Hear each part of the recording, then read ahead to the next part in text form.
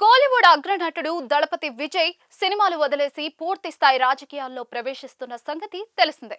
అతడు సొంత రాజకీయ పార్టీని స్థాపించి ప్రజల్లోకి బలంగా వెళ్తూ ఉన్నారు. రానున్న ఎన్నికల్లో గెలుపే ధ్యేయంగా ముందుకు సాగుతూ ఉన్నారు.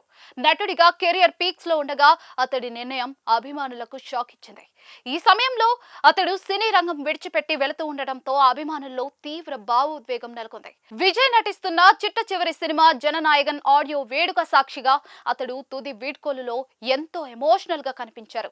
చెన్నై లేదా స్థానికంగా ఎక్కడ వేడుక నిర్వహించినా కూడా తొక్కిసలాటకు ఇతర ప్రమాదాలకు ఆస్కారం ఉన్నందున జననాయగన్ ఆడియోని దేశం కాని దేశం మలేషియాలో వేలాది ఫ్యాన్స్ సమక్షంలో నిర్వహించారు.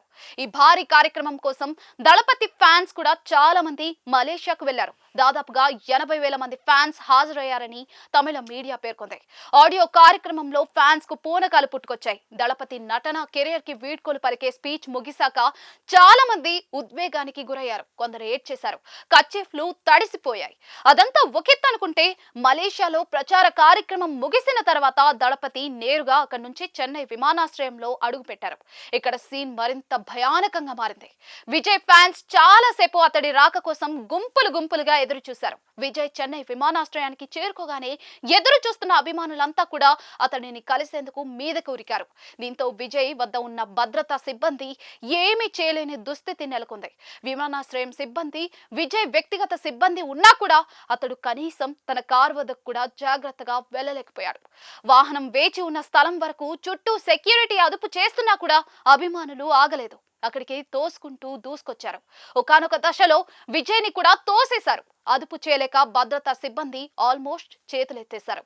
తన కార్ కి అత్యంత సమీపంగా వచ్చేటప్పుడు అభిమానుల తోపులాటలో కింద జారిపడ్డారు. ఆ తర్వాత తమాయించుకుని లేచి తన కారులో కూర్చున్నారు.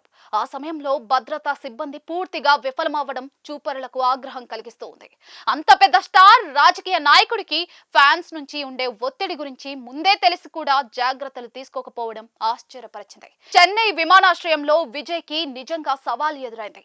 అంత పెద్ద స్టార్ ఒక్క క్షణంలో అదుపు తప్పి కింద పడ్డారు. దానిని అభిమానులే కాదు చూపరులు కూడా జీర్ణించుకోవడం కష్టంగా ఉంది. మలేషియా లాంటి చోట్ల ఎలాంటి అపశృతి లేకుండా అతిపెద్ద కార్యక్రమాన్ని నిర్వహించి చెన్నైలో అడుగుపెట్టాక ఇక్కడ అతడు అంత అసౌకర్యంగా ప్రమాదానికి గురవ్వడం నిజంగా ఆక్షేపణీయం. అదృష్టవశాత్తు విజయ్ కి ఎలాంటి గాయాలు అవ్వలేదు. కానీ భద్రతా ఏర్పాట్లలో డొల్లతనం బయటపడటం పెద్ద ఎత్తున చర్చగా మారింది. అతడేమి సమంత, నితి అగర్వాల్ కాదు. ఊక వేస్తే రాలంత మంది అభిమానులు నిరంతరం అతడి చుట్టూ మూగుతారు. ఈ విషయం ముందే తెలిసి కూడా చెన్నైకి చెందిన అత్యున్నత పోలీస్ శాఖ, ఎయిర్పోర్ట్ అథారిటీ జాగ్రత్తలు తీసుకోకపోవడం ఆశ్చర్యపరిచింది.